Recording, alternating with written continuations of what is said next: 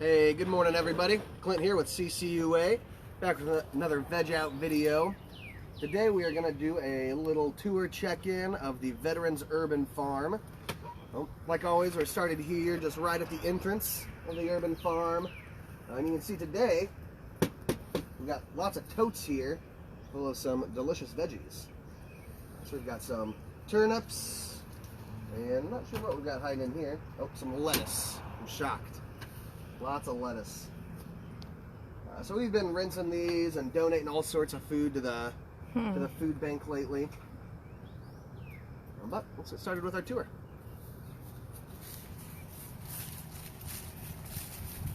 You can see, like I said, we're in full-on harvest mode almost every day now. Just lots and lots and lots of food coming in and out. You can see we've got our peppers planted here. I believe these are red night peppers, which are just a nice big sweet bell pepper. Also got some new flowers planted on the end caps there, some cosmos.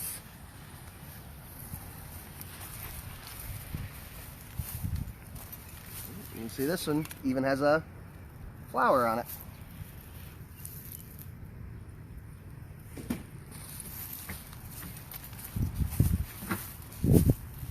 We've got about 3 rows of peppers in right here. And as you can tell, I like to measure myself against this first bush. It is now several feet taller than I am. Kind of curious how big it'll get by the end of this year. Got some kale growing right here, which looks super tasty.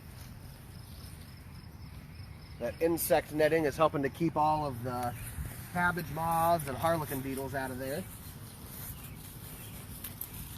Got our tomatoes in, and we've even started getting them trellised.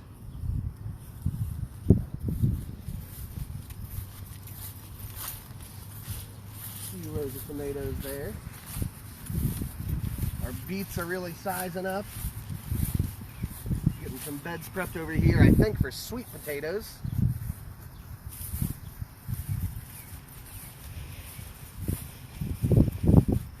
Got some more kale going over here.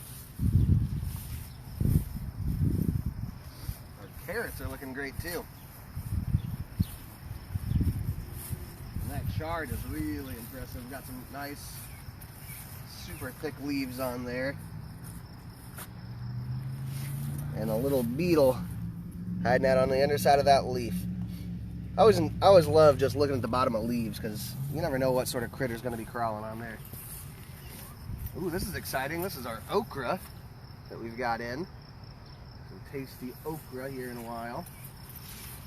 And our mimosa tree has really started to leaf out.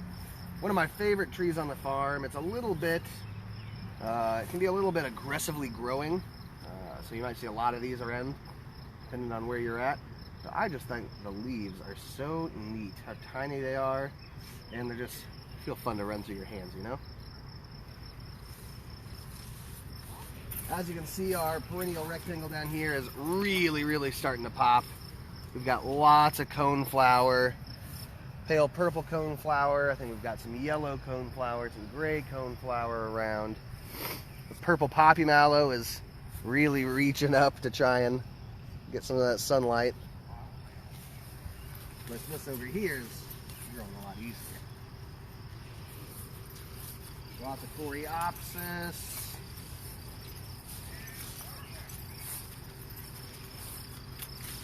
In about 1 more month, this whole area down here will just be so colorful with all the different flowers blooming. One of my favorite parts of the year. Our fig trees putting on lots and lots and lots of growth. Let's see here, still got a lot more to come. Bee balm is not quite there yet. Our columbine is at the tail end of its blooming. I still see a couple blooms on there, but most of those have been pollinated and turned into seed pods at this point. Our asparagus is all ferned out. That is done for the year. You can see we got some bindweed growing up here on it too. But what we'll do is wait for these to flower and fruit, and then they'll reseed themselves. And now, the asparagus that we eat next year is not going to be the stuff that gets seeded this year. It'll take a few years, but it's important to keep that cycle going. That way you keep getting nice, fresh asparagus plants. Got our strawberries here, which are pretty much done at this point. We could probably still find a couple if we dug around, but we are at the tail end of strawberry season as well. Yep.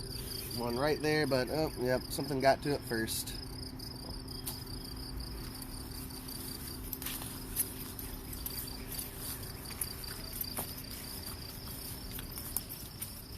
Got a lot of basil in here that's really starting to grow out.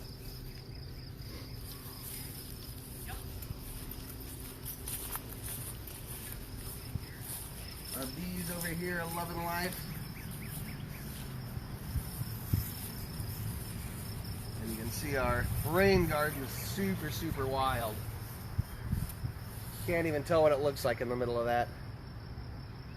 Got a few Catalpa saplings that we'll need to cut back. Much as I enjoy Catalpa trees, it's not the best for rain gardens in particular. This is interesting. I'm not sure what kind of plant this is, but I've never seen one with quite such a gold leaf. It almost looks like, almost looks fake. Always finding new pretty stuff like that. Our strawberries may be done, but our raspberries certainly are not. I'm getting lots of delicious red raspberries over here. Oh, such a delicious treat for the summertime. Oh, whoops, not quite ripe. And then we've also got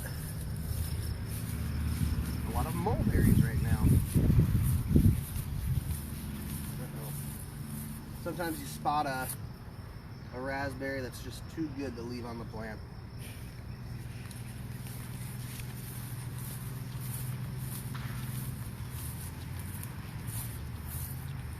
So yeah, we've got our plum here, which, well, here's one of them. Not ripe yet, but getting bigger and bigger. And our mulberry tree, which has just gone absolutely wild. So many mulberries. Mulberry rich. Might be time for me to come down here and pick some and make a pie.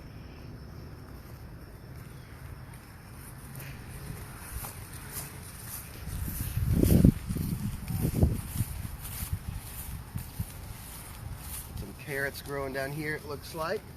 Some squash. Yeah, a couple rows of squash there.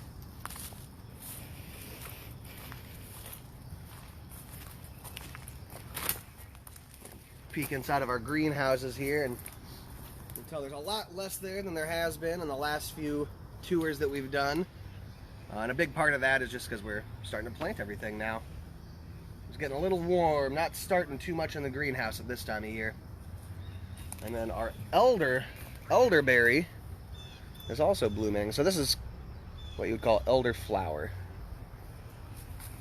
And then as they get pollinated, they're gonna slowly but surely turn into delicious little bunches of elderberries.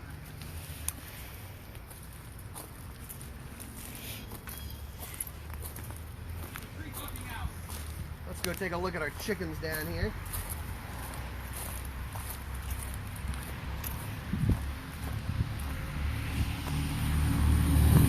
Our sunchokes are getting really big too over here. If you're not familiar, a sunchoke is, it's related to a sunflower. You can see, kind of tell by the leaves. They're a little more narrow, but they've got that sandpapery feeling and that sort of serrated edge. But they have an edible tuber underground. And so that will be, oh, not too big. You get about this big or so. But you can eat those a lot like you can eat a potato.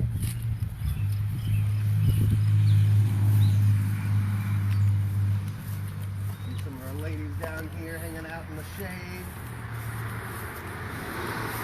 Looks like they've got some tasty bok choy over here that they've been munching on. So putting those greens in here for them is great because A, they love the greens. Super good for them, full of vitamins, just like it's good for us. But also, having that food in there like that will help bring some bugs in there as well, which is also a really important source of food for our chickens. You see, one of them is giving themselves a little dust bath over there in the corner. I don't know if they're going to keep doing it. Well, that is one way they keep themselves clean and cool.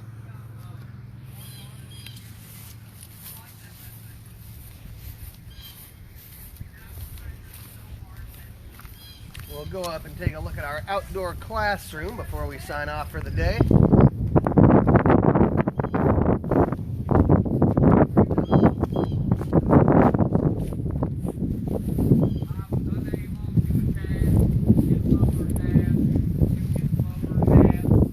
Here we've got our hugelkultur. We got some pumpkins, some seed pumpkins, so we're growing them to get the pumpkin seeds. We'll do some roasted pumpkin seeds. And we've got our ground cherries in the ground here. So if you haven't had a ground cherry, it's kind of like a tomatillo. And it's got a little papery husk around the little berry inside, or cherry if you wanted to call it. All you have to do is wait until they drop off the plant, peel that paper off, and then eat it like a little snack. They're super sweet, very tasty. We've got some tomatoes here. These are sun peach tomatoes, which are starting to bounce back. They had a rough time after they got transplanted, but got some nice green new growth here on top. And then over on this side, we have our sun gold tomatoes, which are looking much better. And these will trellis up over our cattle panel all summer until hopefully they meet up here at the top. We're getting some tasty carrots out of here. We're probably going to harvest them all pretty soon, because they're right about the perfect size. That's when you want to eat these carrots and pick them, is when they're about 4 inches. Just about perfect. We've got our beets, some beets in the ground, some basil over here. Then over here we've got potatoes and a new one that we're trying called pepino melon. So a pepino melon is a nightshade, Solanaceae, which means that it is related to peppers, tomatoes, and eggplants. And this is most closely related to eggplant, but it is a very small, speckled, thin-skinned eggplant, usually eaten raw, and it's supposed to have a citrusy kind of flavor to it. So the first time that we're growing this here, I'm very excited to try it out. As you can see, they're still pretty small, so we'll see how it goes. And then over here we've got our lunchbox peppers. Grow up, be a nice big pepper plant, but the peppers they grow are really small, sweet bell peppers. Not a bell shape, but the same taste. So if you've ever had the sweet tiny pepper mix from the store, these are similar to what those are. You can also see, if you hadn't noticed, we've got our irrigation set up. We got really lucky up until this point. We almost never had to water unless we were planting. But now we had to, it's getting about that time of year where it's getting hot enough that it makes more sense to put it. So now all we have to do is turn the knob and the whole garden gets watered. And of course our kale over here is looking delicious. Got a few leaves that are getting a little bit chomped on, but for the most part, these leaves are looking delicious. Well, everybody, that's all we've got for you today. Thanks for joining us for our urban farm tour.